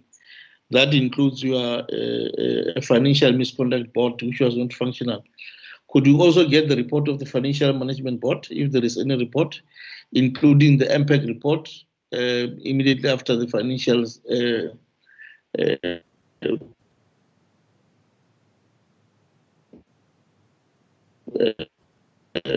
also the financial misconduct board that the municipality is claiming that is working.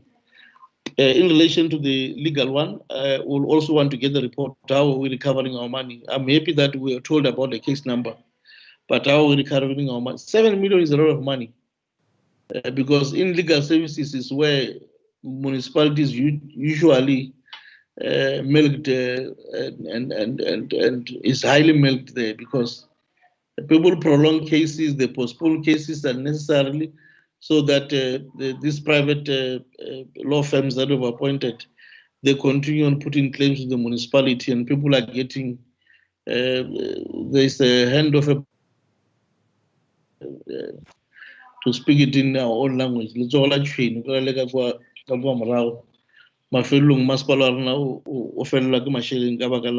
Those kind of problems.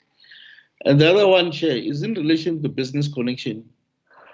I think the MM spoke about the issue that relates to business connection in relation to their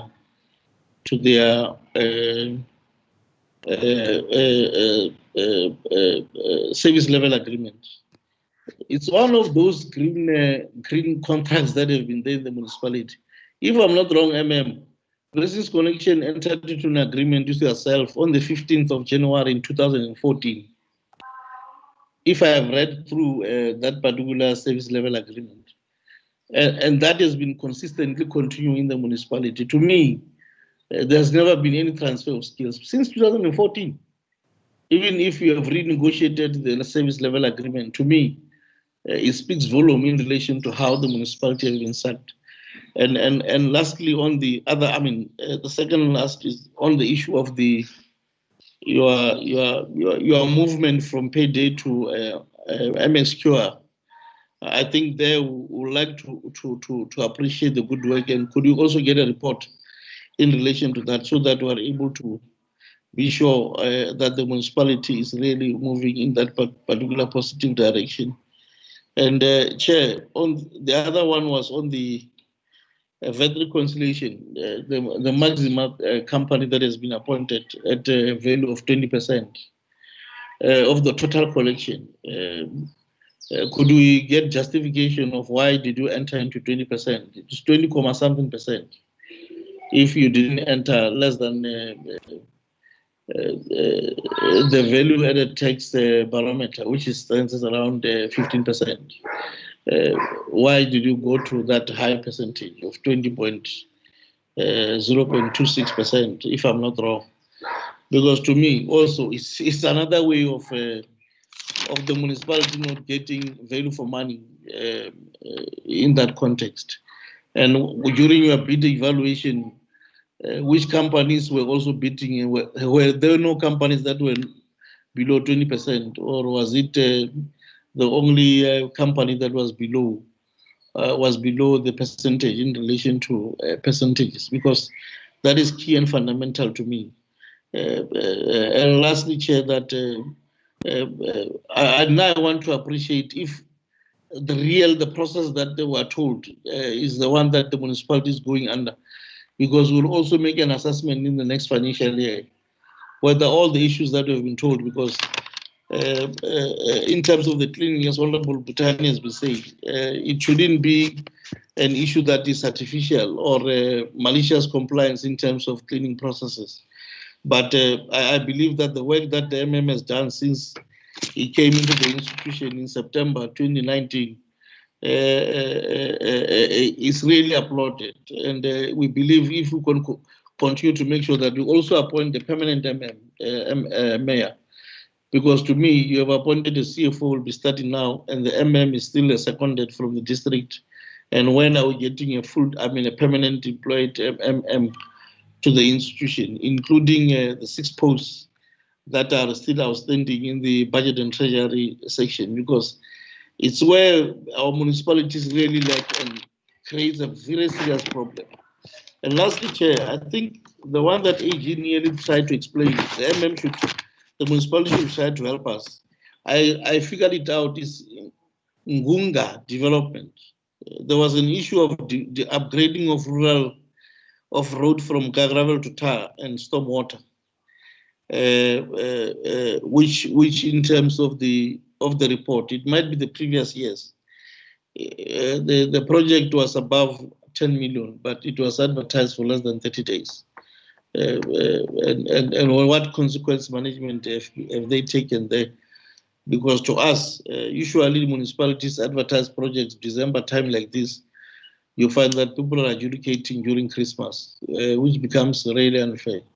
And lastly, I'm happy that we've been told that the municipality was sometimes doing bidder evaluation and adjudication at a hotel. It's a very serious misconduct.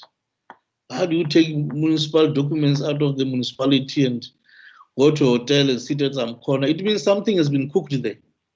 It means there was some cooking that we've been doing, because why can't we do it internally within the institution? Because we've got in offices, I don't know, and whether we're able to recover the money that it was done MM.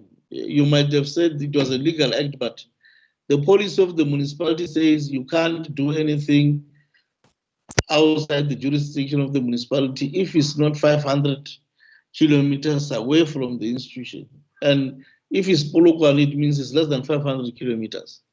Therefore, something was done there, and how best can you recover that money? Because somebody approved that particular thing. And if the incumbent is still within the institution, therefore we should recover that money. That was paid to, that was processed by some company which deals with travel and accommodation. I don't remember the company, but Honorable Butani quoted it. I don't see it here because I was trying to scrape it. Now, those are the things we were interested in. How are we going to recover that money? Because that was an illegal act. It shouldn't be saying that we stop it, we've seen it, we are stopping it, we are starting to do it internally, whereas no money has been recovered. But generally, Chair, I'm pleased with the future endeavors of the municipality. As long as when we are going to assess that responsibility come next year, we'll be able to quote them, because we don't forget, we always keep notes and make sure that we speak to the notes. And could we be afforded an opportunity to be given the forensic audit report and the responses that the municipality have done so far? That report, Chair, should be fully fledged, that this is the finding of the forensic report, this is the finding of the AG, these are the measures that we are doing as a municipality, one by one enlisted, so that we are able to make a follow-up. And I support the proposal by Honorable Butani that we might have a follow-up meeting that will speak basically to the report as hinted, particularly the forensic report immediately when we have received it, so that we are able to acclimatize ourselves with that report. But by and large, I'm really pleased with the future endeavors of the municipality. But as a committee, we also look into the past, and it's what I've been emphasizing. But we'll come and engage furthermore if we're given that particular forensic report, so that we're also going to go through it to see whether there is no stone unturned, because there are instances in a forensic report, other things are not done, but other things are done. And we want to make sure that as a committee we're satisfied, and we satisfy ourselves with that kind of a response. Thanks very much, Chair. Thanks very much, Honorable Butani. Thanks, Honorable Chair. Thanks, Honorable Chair. Just a quick one. I hear what the municipality is saying, and I think I'll align with Honorable Mato on the rematch and a detailed report on consequence management. Now, there is a yellow fleet that left that municipality. There is a yellow machine that left that municipality, and it was a staff of the municipality that went out driving it. Can we get what has happened?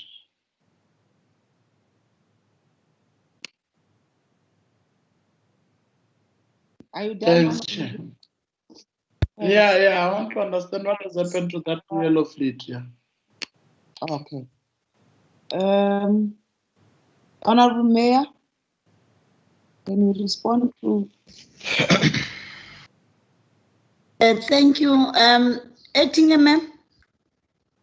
Thank you. With regard to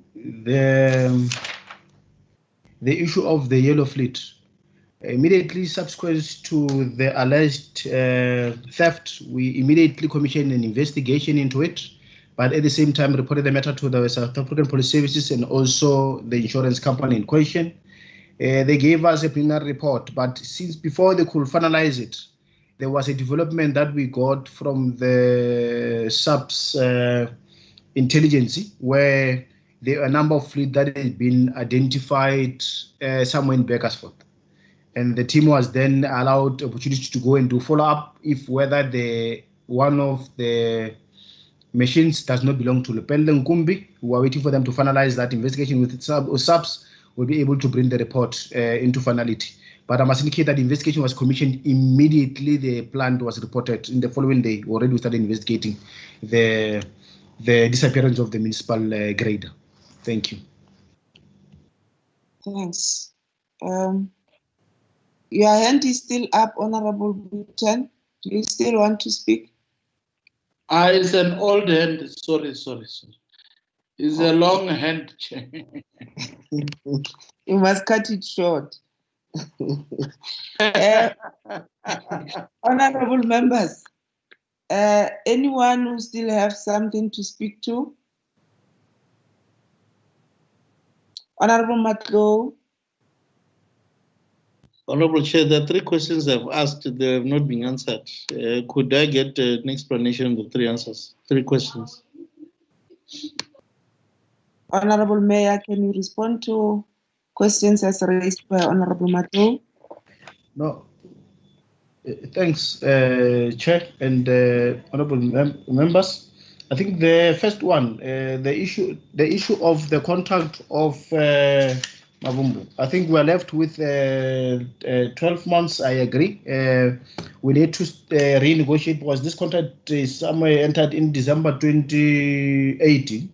So is for the 36 months. So it's left with almost 1 year. So we'll definitely pursue the issue of the renegotiation in terms of the 50-50 issue. I agree with the concern raised by the honourable member. We'll have to look into that for the remainder time of the contract to ensure that we really look into that as part of the recommendation that we're receiving. But I agree that the concern is the issue of the reports. Mute your mic, Honorable Butani. Proceed, MM. Thanks, Chair. The issue of the reports, as already indicated, those reports will be made available. The other issue of the business connection, maybe to clarify, the business connection correct was appointed in 2014 to provide a financial management solution to the municipality. And subsequent municipality appointed a company in 2018-19, Sabata, to do M-square conversion. But that unfortunately did not go well. The municipality ended up terminating Sabata in September 2019, and then they went back to the legacy system, which is business connection, to then assist the municipality to move from the normal system to a M-square compliance system. That was the 2019 arrangement where the legacy system was then upgraded to move from the normal to the M-square compliance system. So the issue of Sabata is currently a matter that we're currently looking into in terms of what might have actually went wrong as part of the concerns, and we'll be able to report should there be any irregularities if they're identified. The issue of the 20%, 2018 year Max Prof. Yes, this was competitive bids. Companies were bidding on various percentages. The appointment which was made at the time, it was that the appointment of 20% was within that arrangement. I must also make a disclaimer. I did not fully look into the appointment of Max Prof as per the question had been raised. But my said that when appointment of Max Prof was made, was a fair competitive bid, which then gave Max Prof the appointment at the lowest acceptable bid of 20%, as was an open bid. Thanks, honourable chair members. Also, the issue the manager in the MM's office. My apology. This one is that it then emerged that the manager is apparently, allegedly, registered companies that are alleged to have doing business with the municipality, and we felt that by virtue of a position, it was very much improper that he conduct himself in that manner, and we immediately then put on precautionary suspension pending investigation of a conduct, and then we'll be able to brief the committee once the matter has been finalized. That's the issue of the manager in the MM's office. Thank you. Honorable members? Okay. Honorable Chair. Okay. The issue of the MM, when are they appointing? Can the mayor respond to that? I was going to give her the opportunity to say her last words and cover as well the questions that are relevant to be answered by her. Honorable Mayor, you respond to the questions relevant to your office and then give your last words. Thank you, Honorable Chair and the members. I think regarding the appointment of the section, the senior managers, we have gone out. This is the third attempt that we're going for the MM position. The recent one, the report that we have tabled to the council is that we attracted 6 people. Out of the 6 people, only 2 were qualifying. And according to our policy, we have to shortlist 4 to 5. And that has been a problem for us to really get the appropriate response in relation to the appointment of the MM. When we analyze it, we felt that maybe people are not applying because we're approaching the end of the term, and obviously the end of the term with the MM, we have to give 5 plus 1, which is left with only one year. Then maybe that can be the disadvantage, but that was our own analysis when we did, and we took it to the council and we said to the council, let's go again and see what can we get in relation to that. And we have managed to get the chartered accountant from the finance. We're still having an outstanding in terms of the planning. I think we have advertised 3 times as well. And we are not getting people with the right qualification as well on the planning and local economic development. That is still going down. But previously we've realized with the other position except the MM that we have advertised them considering the term that is remaining with the council. But we have now agreed that we should give them 5 years because they are not like the MM. Then we're expecting, but even the previous one, we have advertised for 5 years, but the response was not good. We're going again to see whether we cannot get. Obviously, the recent one that is going to be advertised is the manager technical.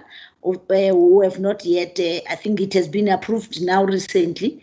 The advert is going out, it's going to be closing in December. We'll see what kind of a response are we going to get. And obviously, I think the other positions are still occupied. Then within the organization as well, like when you look into the budget and treasury, all the managers that are reporting to the CFOs are appointed. It's only, I think, other positions on the lower level that are not there. But the review of the organogram, that is going to help us in terms of making sure that we will have the correct staff that is being required. Just to add on the issue revenue enhancement, I think what can be, maybe we'll submit as part and parcel of the report, the strategy that has been developed. It's an intensive strategy to such an extent that based on that strategy, we develop a financial recovery plan. Our financial recovery plan is centered around that and is affecting all the departments. It's not the finance only. The finance, they will be responsible for the actual collection, but there's issues or activities that the planning must deal with, because especially when you look into majority, the bulk of the money that we should be getting is from property. But we have realized that the issues of land use, the issues of properties that people have built in the area, they are not responsive in relation to what is required. It's starting from there. It's affecting each and every department. And then we have developed a financial recovery plan for each and every department, and it's included in the manager's performance agreement. Or they must be able to deal with their part, because if they are dealing with their part, then they are affecting the finance or go collect. And to us, I think there was an agreement that they must even implement, and we've agreed with them that you have developed it and that's it, then we will take over from there. And I think as for other issues, we really appreciate the fact that members are even conscientizing us to say, like the traffic one, definitely I will be looking at it myself, because I know the contract is getting finished, to say what is the value in terms of what we are saying we are getting, because that needs to be looked into, so that we can be able to get a lot of money out of the contracts that are existing. But on the new contracts, we are really very strict, and one of the major things that we picked up in majority was that we don't even have an escape route. The legal people, they call it an escape route, where if a person is not performing, you can put them in terms and cancel. Contracts were just general to such an extent that they were even suitable to the outsider than the internal. That's where we even have some of the problems with our legal, because they are the one that were designing that, and we're sitting on it to make sure that we review those that can be reviewed, and make sure that whatever that we are entering into the new contracts, they are going to be responsive to our needs. Thank you, Honorable Chairperson. Thanks, Honorable Mayor. And you must guard against the officials who are doing business with the municipality, and extend a hand to the councillors as well. Can I check, Treasury, if you have got the last word to talk to us and the municipality? No, thanks, Honorable Chair and the honorable members and the municipality as well. No, we don't have any other points at the moment, but just to thank these processes. I think they are going to assist us in improving our finances in our municipalities, Honorable Chair. Thank you very much. Thanks, AG. Thanks, Chairperson. From the HSA, we don't have any further comments. Thank you. Thanks very much, and thank you very much for coming. And Honorable Mayor, thank you for your honest and straightforward presentation to the committee. And like Honorable Matou has said, really we commend the hard work that you have shown so far.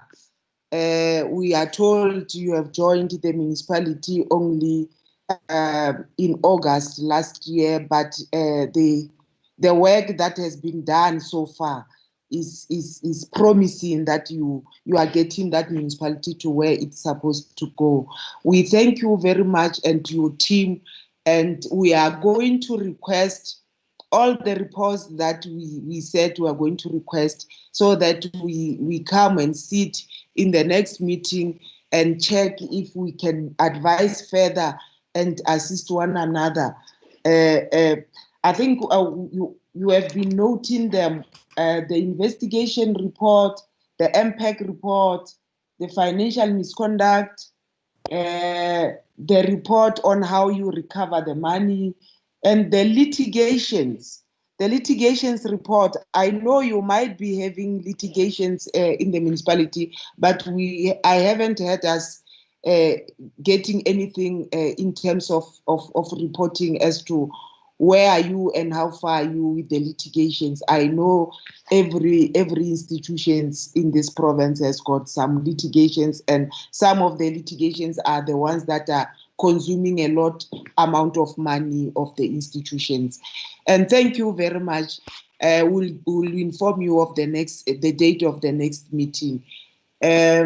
Honorable members and AG and Treasury, I think we'll get out of this meeting and come back quickly in the next meeting for the meeting with the other municipality. Thank you very much for coming, and thank you for the engagements and the deliberations. Thanks. Thank you, Honorable Chair. Thank you. Thank you, Chair. Thank you, Honorable Chair. Bye-bye. Thank you, Honorable Chair. Thank you, Honorable Chair. Bye. Bye.